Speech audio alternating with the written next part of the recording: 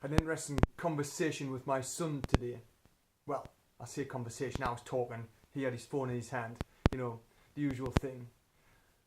Thing is, it seems to be so common now, doesn't it? This has become this new normal where everyone's got a phone stuck in their hand. I know, I'm bad for it, I get it.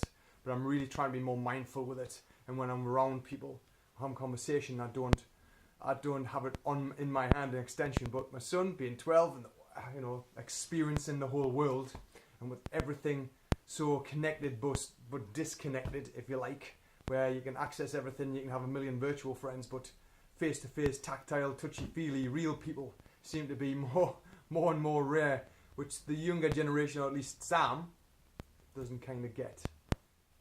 But anyway, I digress. Because the conversation was simply this. I've been doing a lot of reflection the last few weeks about a lot of things. I've been challenging everything. And some of the feelings and thoughts I've had are quite profound. And so the question I had to Sam this morning, which he didn't quite understand until I explained it to him, was what is stopping you, or what is stopping me from doing all the things that you want to achieve and having all the things that you want to have and experiencing all the things that you would love to experience. And it came down to this. And I know what it is, but when you say what it is, you can just dismiss it. But when you start thinking about it in terms of yourself and your own thoughts and feelings, it gets quite, it feels strange. So what am I talking about? Judgment. Everyone is scared of being judged. That's why they prevent themselves from having the things, or experiencing things, or doing the things that they would really want, for fear that somebody might have an opinion on it. But what is judgment really? Well, it's like exclusion. So if you're going to be judged for something you're doing, you might be excluded from something, and it's usually to do with social gatherings, social groups, your own social circle. Why? Because we're hardwired that way.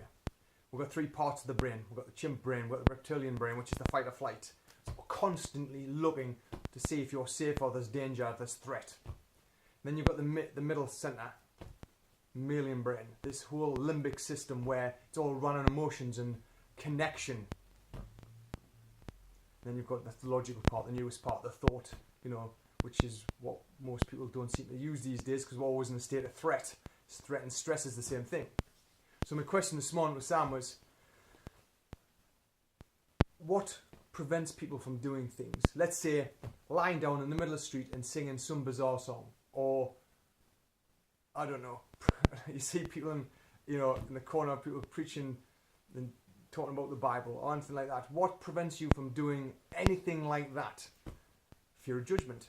What people might think. What people will say. Will they ridicule you? And then you think, well, why does that even matter? Because you feel like you might be excluded. We're hardwired that way. So how do you override it?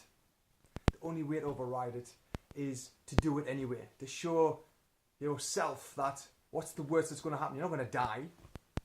And yet we'll prevent ourselves from doing certain things like I have for quite a while. You know, I'm shooting videos every day, but this is just one thing. You know, when I first did public speaking in front of 10 people, it was nerve-wracking. And I thought, oh, this isn't difficult. Then I did it in front of 50 people. And it was still nerve-wracking. The thing was exactly the same, but all of a sudden there was more people to ridicule, more people to judge you. And so when I was talking to Sam, I was trying to explain it this morning. I said, remember Sam, last year? I said, remember in fact, 4 years ago when you started your drama academy, when you did your first show on a stage, you really didn't want to do it because you felt a certain way, you felt scared. But that fear was really you not knowing what to expect and what people might think. That's why people don't move forward. That's why they don't do things. That's why I haven't done things. And that's what I'm really working on now. I mean, why, if I think of doing something and I feel a certain way, it's because I feel that I might be judged on it, or I'm not good enough. But that's not even true. The only way to prove that to myself is to do it anyway, and that's the hardest thing, that big step. Because I'm now thinking, pushing past my current beliefs, or my current limits, if you like, and when limits, the ones I'm setting, to say, what more can I do? How can I help more people? How can I make a bigger impact in the world so that more people can benefit from it with the message I have? And the only way to do that is to doing what I'm doing now, videos. What else can I do? Get on YouTube. What else can I do? Get in front of more people in a real way. How can I create that? Create something. Let's speak about health. Let's speak about what I believe. Let's see how I can resonate with people in this world. The only way to do that is to keep doing it. Just like when Sam did that, even last year when he was in London in the West End on the stage. Yeah, he said, yes, I remember I did have nerves. I said, well, those nerves is you feeling that you might look silly in front of somebody. But that wasn't the case, was it? He says, no, Dad. He says, I was nervous beforehand, but then I had a good time rehearsing all day for the final rehearsal. And then I got on the stage and I loved it. I killed it. I nailed it. And how cool is that? How cool at first that my son done that. That's cool that I am actually inspired by my son. If he can do something like that in front of an audience of hundreds and hundreds, why can't I do that? I just haven't created that. So this is where I am at now.